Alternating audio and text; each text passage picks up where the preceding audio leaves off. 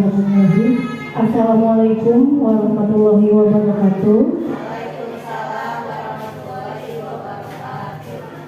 Yang terhormat Ibu Kepala Sekolah SDN 2 Munjul Jaya, yang terhormat Ibu Bapak Guru SDN 2 Munjul Jaya, yang saya berterima kasih yang sudah menyempatkan diri untuk hadir dalam penyebaran pemahaman dan penerapan pengalaman budaya positif.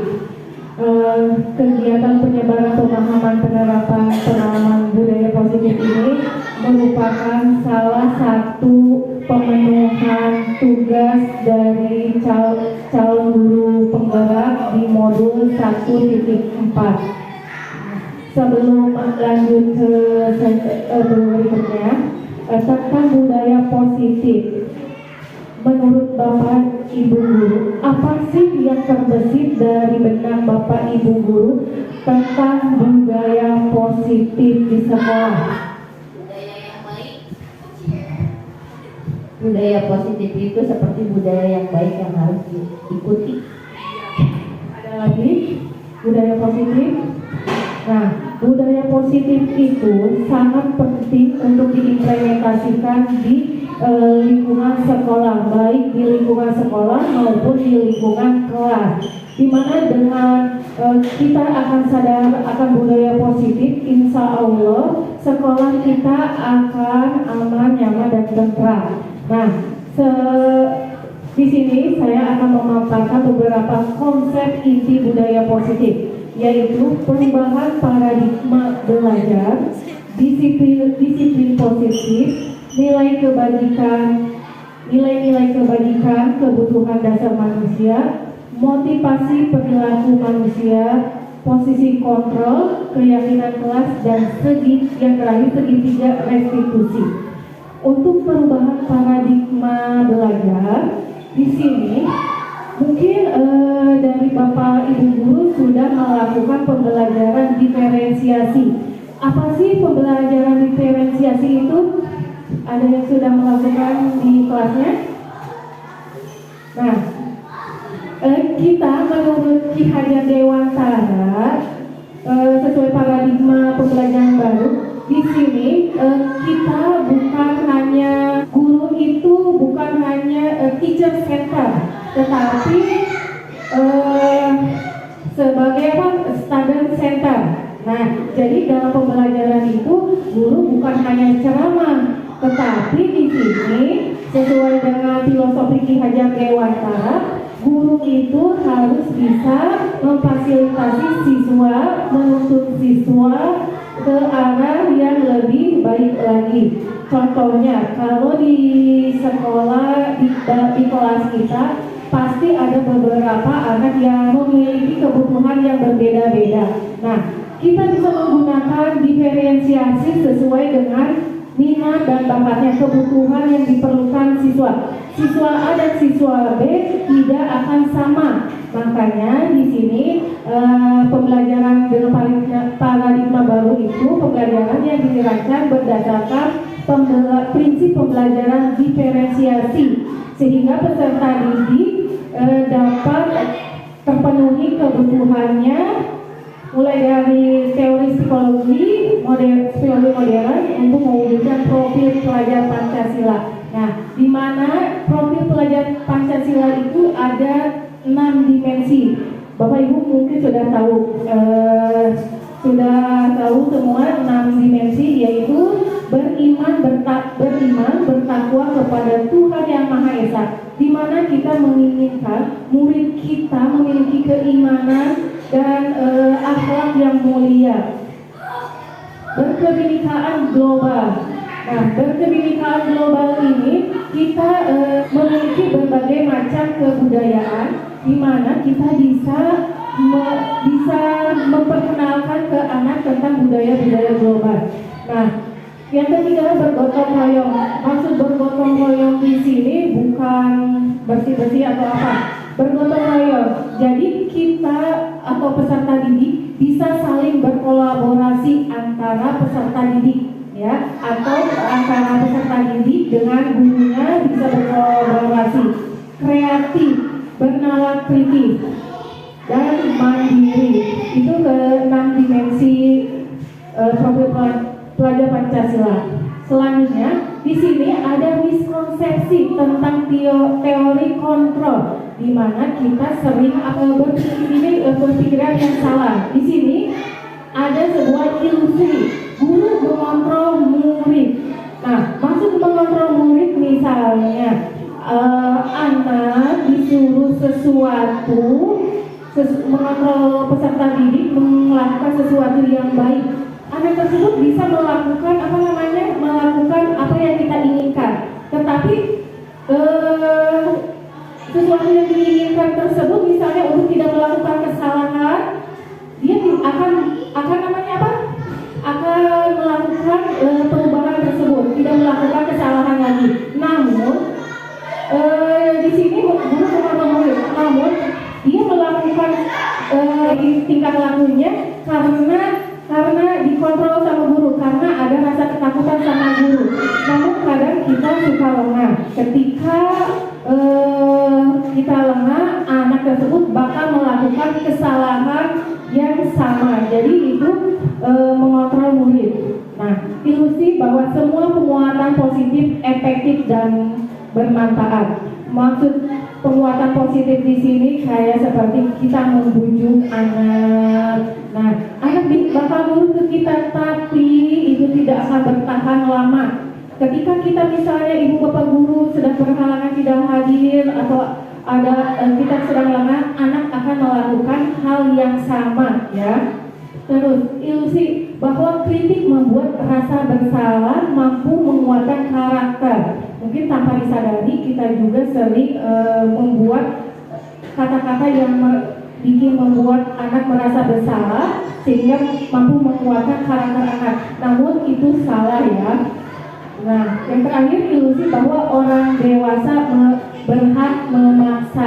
Maksud berhak memaksa. Jadi orang dewasa ini, kita guru bisa memaksakan apa yang kita inginkan kepada murid. Nah, di sini sudah tidak relevan, ya Bapak Ibu.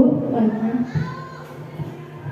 mengubah paradigma stimulus respon ke pendekatan teori kontrol. Nah, stimulus respon kebutuhan kita sama, tetapi teori kontrolnya kita berbeda. Setiap anak itu memiliki kebutuhan yang berbeda. Kadang kita berpikir kasih materi semuanya sama, si A, si B, si C sama. Tapi kenyataannya teori kontrolnya setiap anak itu memiliki kebutuhan yang berbeda. Ada yang pembelajarannya dia visual, terus konten seperti itu, atau yang biasa kita kenal dengan pembelajaran diferensiasi. Kedua, semua orang melihat yang sama. Nah, teori kontrolnya setiap orang memiliki gambaran yang berbeda.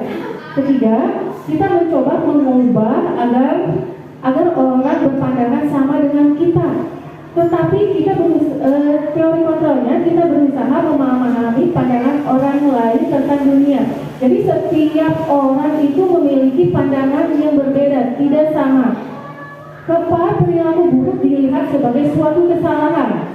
Nah, keempat, teori kontrolnya semua perilaku memiliki tujuan. Di sini ketika anak melakukan suatu kesalahan, kita tidak bisa serta-merta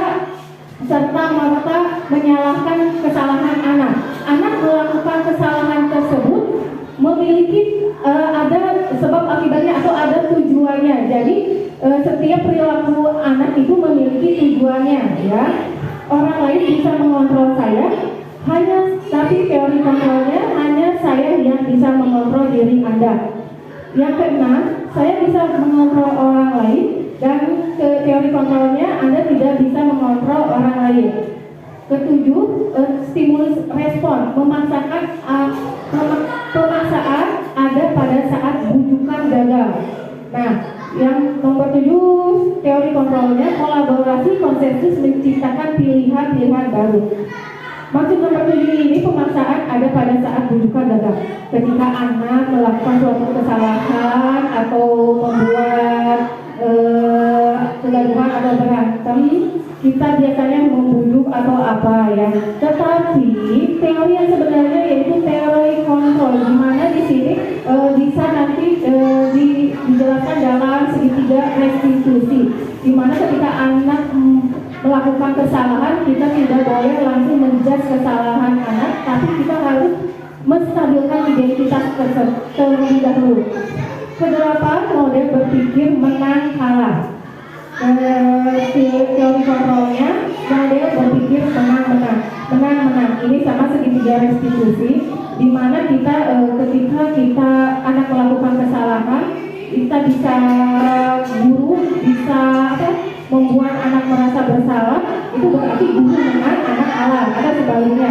Tapi kalau model berpikir menang, di mana anak tersebut bisa menyadari kesalahannya dan dia bisa mencari solusi apa kesalahan yang dia buat untuk menyelesaikannya.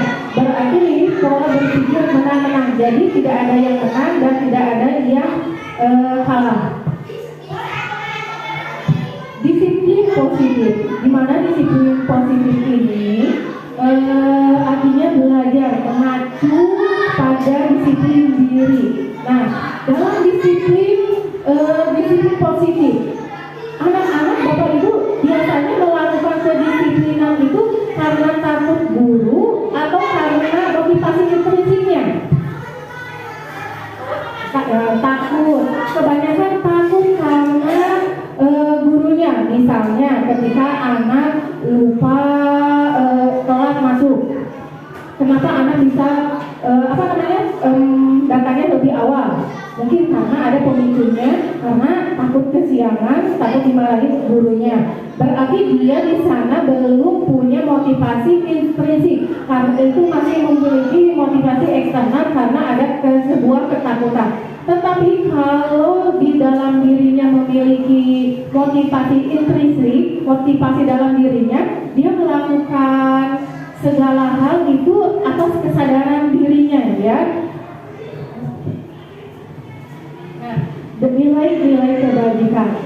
Nilai-nilai kebajikan, nilai yang disepakati bersama lepas dari suku, bangsa, agama, latar belakang. Nah, ini diambil dari salah satu dimensi 6 dimensi profil pelajar Pancasila. Salah satunya beriman, bertakwa kepada Tuhan Yang Maha Esa, berkebinekaan, gotong royong, mandiri, kreatif, dan bernalar kritis. Nah, kalau program PYL di sini toleransi, rasa hormat, integritas, mandiri, menghargai, antusias, empati, keingintahuan, dan komitmen.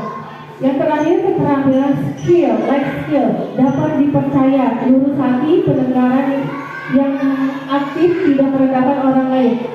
Nilai-nilai kebajikan ini biasanya digunakan ketika kita membuat keyakinan kelas.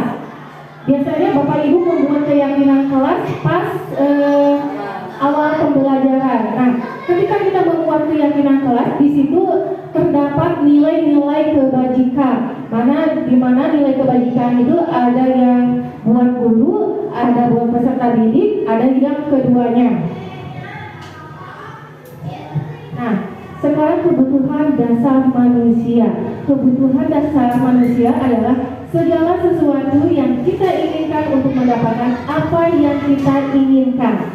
Seluruh tindakan yang kita lakukan memiliki tujuan, dan semua usaha terbaik yang kita lakukan adalah dalam rangka agar kebutuhan dasar kita terpenuhi dengan baik. Jadi setiap manusia memiliki kebutuhan dasar. Kebutuhan dasar itu adalah 5: bertahan hidup, kasih sayang, merasa diterima, penguasaan, kebebasan, dan kesenangan.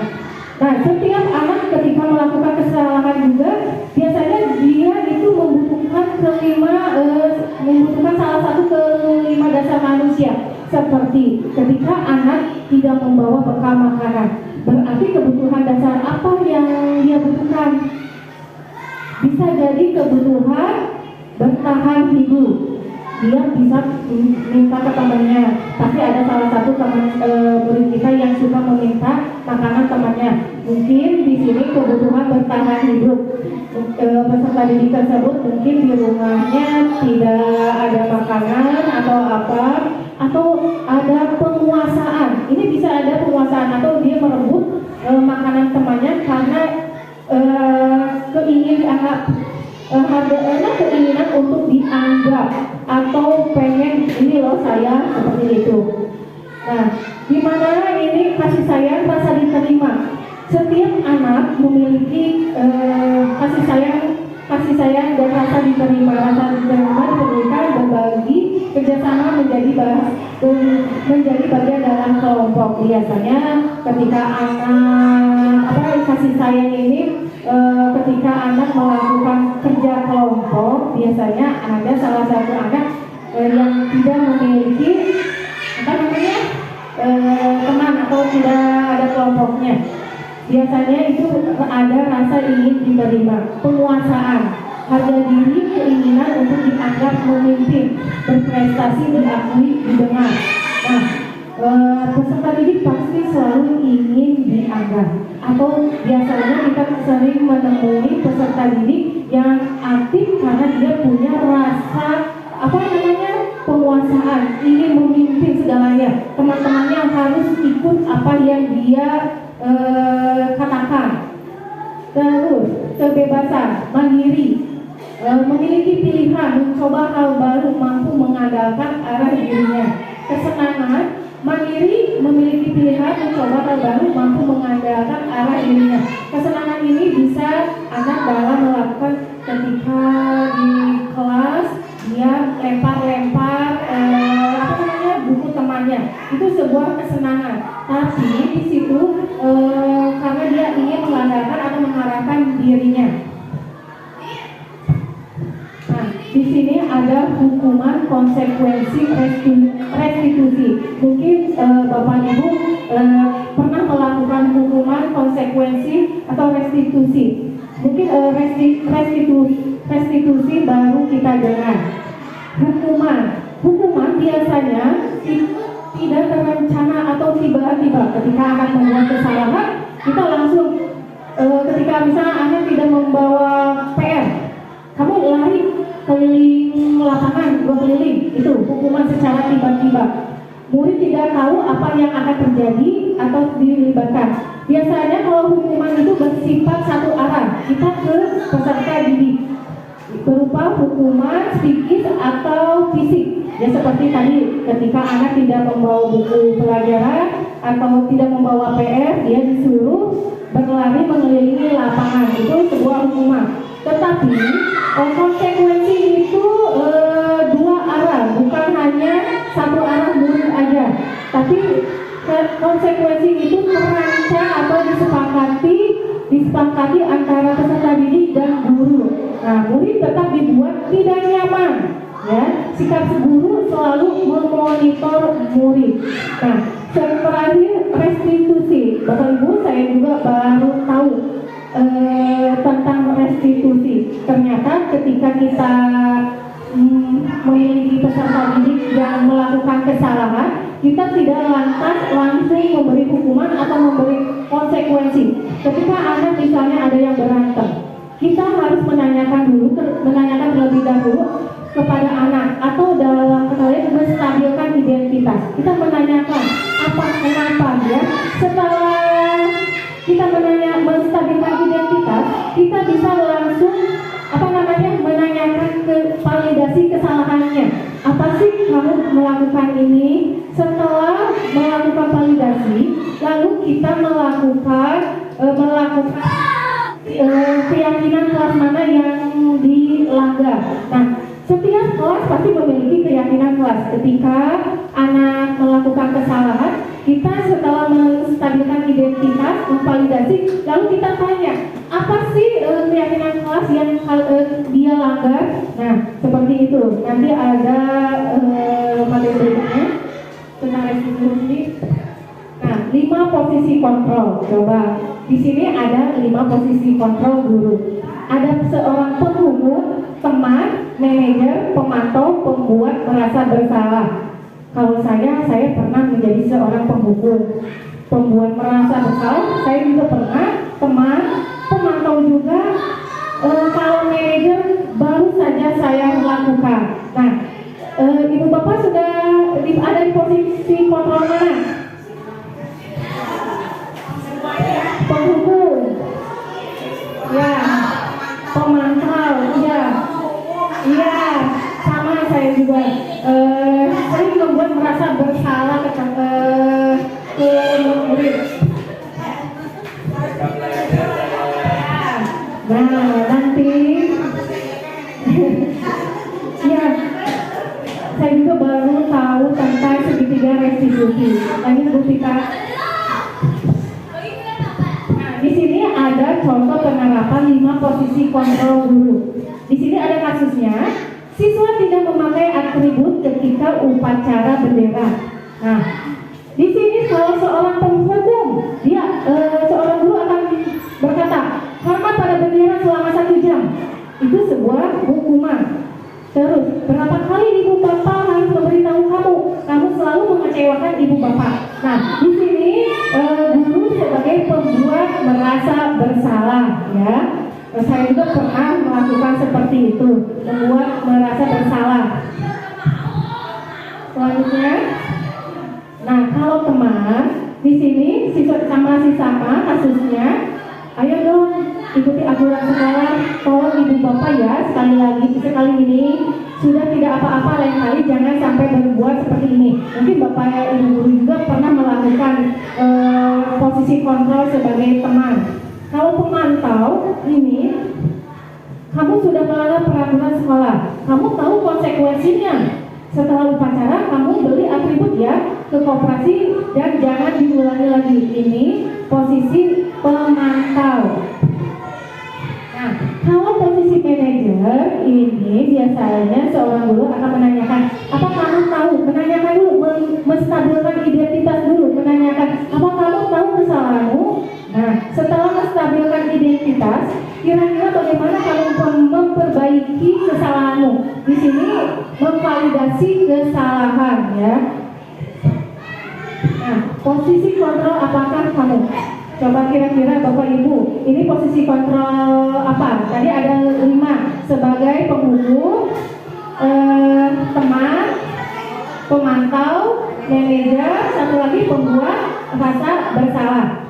Kalau ini kira-kira posisi kontrol apakah kamu? Saya kecewa sekali dengan kamu. Ya, merasa bersalah. Selanjutnya, kamu tidak pernah benar melakukannya. Apa? Pemantau. Ya, ini pemantau. Lanjut. Apa rencana kamu untuk menyelesaikan masalah ini? Ya, manajer. Kalau ini pasti tahu. Ayolah lakukan demi Bapak Ibu. Ya. Ini kamu tidak pernah mendapatkan nilai jika tidak mengerjakan tugas. Penghukum, teman, membuat rasa bersalah, atau apa? Manajer. Kamu tidak pernah mendapatkan nilai jika tidak mengerjakan tugas. Pemantau, ada yang lain? Ya, ini termasuk membuat rasa bersalah. Kamu tidak pernah mendapatkan nilai jika kamu tidak mengerjakan tugas. Selanjutnya, ayolah lakukan demi Bapak Ibu ya. Teman. Nah, mengapa keyakinan kelas bukan peraturan kelas? Peraturan kelas itu biasanya satu arah, tapi kalau keyakinan kelas itu 2 arah, antara kesepakatan peserta didik dengan guru. Nah, pembentukan keyakinan kelas biasanya bersifat abstrak, berupaya pernyataan universal seperti yang sebelum tadi kita jelaskan, dibuat dalam pernyataan positif. Biasanya anak kalau membuat keyakinan kelas itu biasanya jangan membuang sampah. Kita rubah kalimat tersebut menjadi kalimat positif, yaitu dengan kata menjaga kebersihan, seperti itu. Sedikit Dalam membuat keyakinan kita tidak perlu banyak-banyak, cukup 5 sedikit agar mudah diingat oleh peserta didik. Terus disesuaikan dengan kondisi kelasnya sehingga mudah diterapkan. Nah, dalam membuat keyakinan sekolah atau kelas, biasanya dalam lingkungan kecil itu lingkungan kelas, kita harus melibatkan semua warga kelas, ya, seperti peserta didik. Mereka menulis apa kesepakatan keyakinan yang ingin dia lakukan. Nanti kita berubah menjadi pernyataan positif. Biasanya anak jangan telat, jangan membuang sampah. Kalau jangan telat berarti kita rubah ke kalimat positif menjadi datang tepat waktu atau disiplin, itu termasuk. Ini nih, segitiga restitusi, suatu proses dialog yang dijalankan oleh guru agar dapat menghasilkan murid yang mandiri dan bertanggung jawab. Di sini ada tiga tahapan. Pertama, menstabilkan identitas. Setelah menstabilkan identitas, guru cuma menanyakan apa kejadiannya. Terus setelah itu validasi tindakan yang salah. Kita bukan guru yang kamu ini salah ya, tapi anak sendiri yang mengakui kesalahannya, ya. Terus ketika anak mengakui kesalahannya, selanjutnya menanyakan keyakinan kelas apa yang sudah dia langgar. Nanti dia akan menjawab sendiri apa yang dia langgar. Nah, di sini kita akan menghasilkan murid yang mandiri dan bertanggung jawab ketika dia sudah mengerti tentang kesalahannya. Nah, di sini menstabilkan identitas. Biasanya kata-kata yang sering kita lontarkan untuk menstabilkan identitas. Berbuat salah itu wajar, ya. Tidak ada manusia yang sempurna. Ibu bapak juga pernah melakukan itu. Ibu bapak tidak mau mencari siapa yang salah, tapi bapak ibu ingin mencari solusinya. Nah, kamu berhak merasa begitu.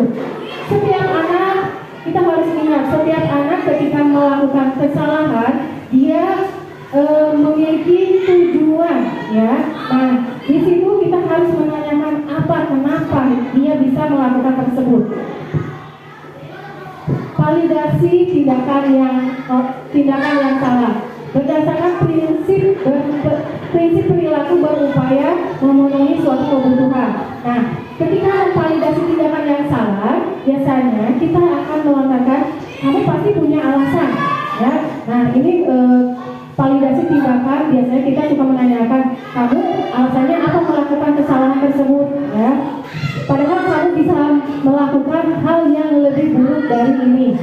Kamu patut bangga karena telah melindungi sesuatu yang penting buat kamu. Kadang anak ketika berantem dia mempertahankan apa yang dia rasakan atau yang dia anggap penting bagi dirinya. Nah, terus kamu melakukan karena mempertahankan sesuatu yang penting bagimu. Selanjutnya, menanyakan keyakinan. Di sini dalam menanyakan keyakinan, kita tanya apa sih keyakinan yang sudah dia langgar, terus nilai-nilai apa yang telah disepakati bersama, ya. Seperti apa gambaran sebuah kelas yang ideal menurut kamu. Terus setelah itu kita bisa menanyakan kamu ingin menjadi orang seperti apa, ya.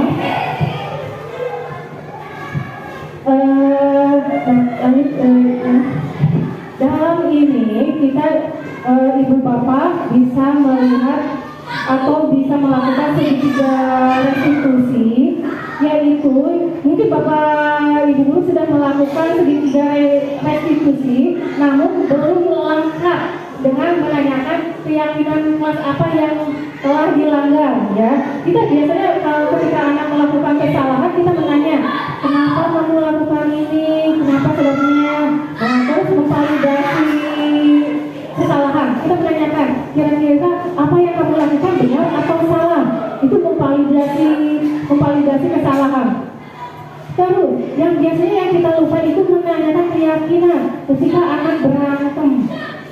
Kita udah menstabilkan identitas, sudah memvalidasi kesalahannya, tapi kadang kita lupa menanyakan keyakinan kelas. Seperti kalau berantem berarti mungkin dia keyakinan kelas atau keyakinan kelas yang sudah dilanggarnya apa kira-kira.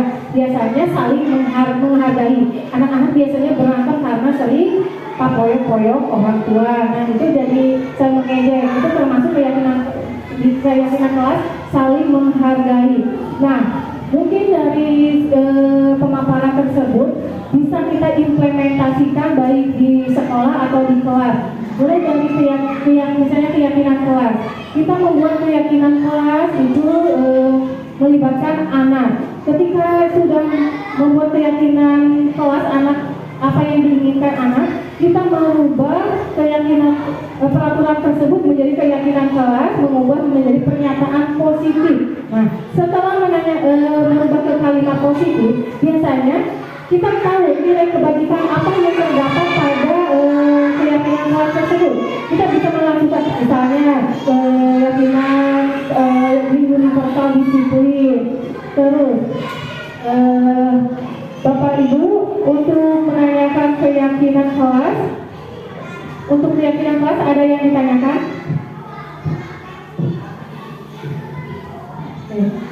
Ya, mungkin itu saja. Semoga kita ibu bapak semua, ibu guru hebat sudah mengimplementasikan semua mulai dari keyakinan kelas, segitiga restitusi, ataupun filosofi Ki Hajar Dewantara. Seperti saya sudah melakukan tentang filosofi Ki Hajar Dewantara, tapi baru tahu sekarang ini yang disebut filosofi Ki Hajar Dewantara. Nah, mungkin Bapak Ibu juga baru tahu begini. Nah, waktu dulu segitiga restitusi tahu ada tahapan-tahapannya, tapi baru tahu sekarang itu yang disebut segitiga restitusi. Ya, mungkin itu saja yang bisa saya paparkan materi. Mungkin ada yang ditanyakan? Oh ya, tinggal mengimplementasikannya ya, tinggal mengimplementasikan di kelas maupun di sekolah. Terima kasih kepada Bapak Guru hebat yang sudah meluangkan waktunya. Terima kasih. Wassalamualaikum warahmatullahi wabarakatuh.